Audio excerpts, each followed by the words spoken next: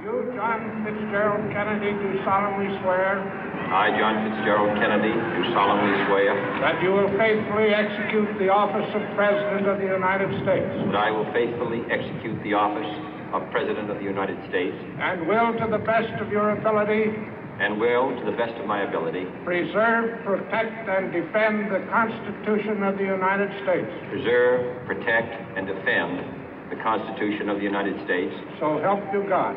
So help me God.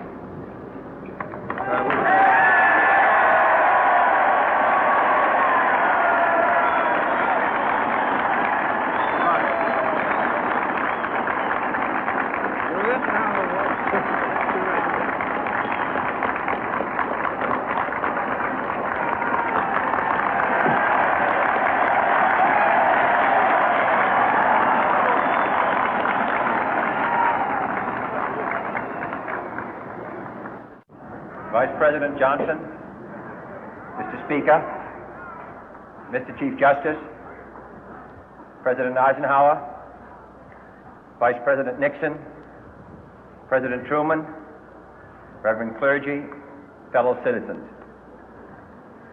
We observe today not a victory of party, but a celebration of freedom, symbolizing an end as well as a beginning, signifying renewal as well as change.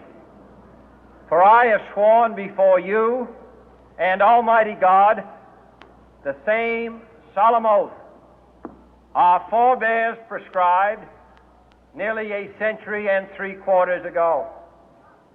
The world is very different now, for man holds in his mortal hands the power to abolish all forms of human poverty and all forms of human life. And yet the same revolutionary beliefs for which our forebears fought are still at issue around the globe. The belief that the rights of man come not from the generosity of the state, but from the hand of God. We dare not forget today that we are the heirs of that first revolution. Let the word go forth from this time and place to friend and foe alike that the torch has been passed to a new generation of Americans born in this century, tempered by war, disciplined by a hard and bitter peace, proud of our ancient heritage, and unwilling to witness or permit the slow undoing of those human rights to which this nation has always been committed and to which we are committed today at home and around the world.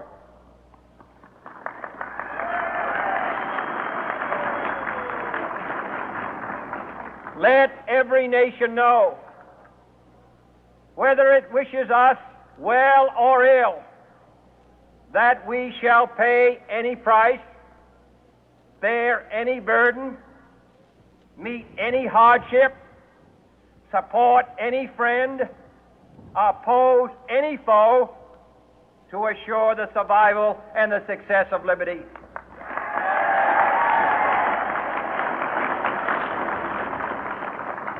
This much we pledge and more. To those old allies whose cultural and spiritual origins we share, we pledge the loyalty of faithful friends. United, there is little we cannot do in a host of cooperative ventures. Divided, there is little we can do, for we dare not meet a powerful challenge at odds and split asunder. To those new states whom we welcome to the ranks of the free, we pledge our word that one form of colonial control shall not have passed away, merely to be replaced by a far more iron tyranny. We shall not always expect to find them supporting our view, but we shall always hope to find them strongly supporting their own freedom, and to remember that in the past, those who foolishly sought power by riding the back of the tiger ended up inside.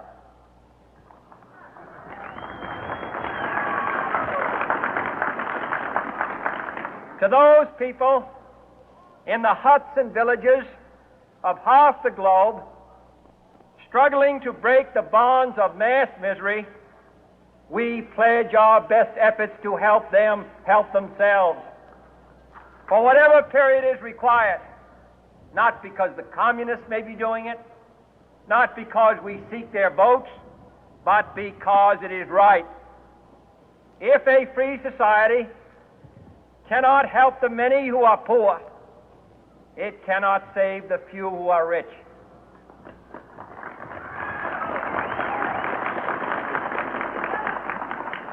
To our sister republics south of our border, we offer a special pledge to convert our good words into good deeds, in a new alliance for progress, to assist free men and free governments in casting off the chains of poverty. But this peaceful revolution of hope cannot become the prey of hostile powers. Let all our neighbors know that we shall join with them to oppose aggression or subversion anywhere in the Americas.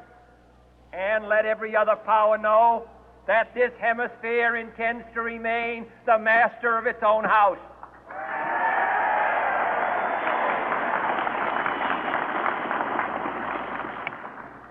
To that World Assembly of Sovereign States, the United Nations, our last best hope, in an age where the instruments of war have far outpaced the instruments of peace, we renew our pledge of support to prevent it from becoming merely a forum for invective, to strengthen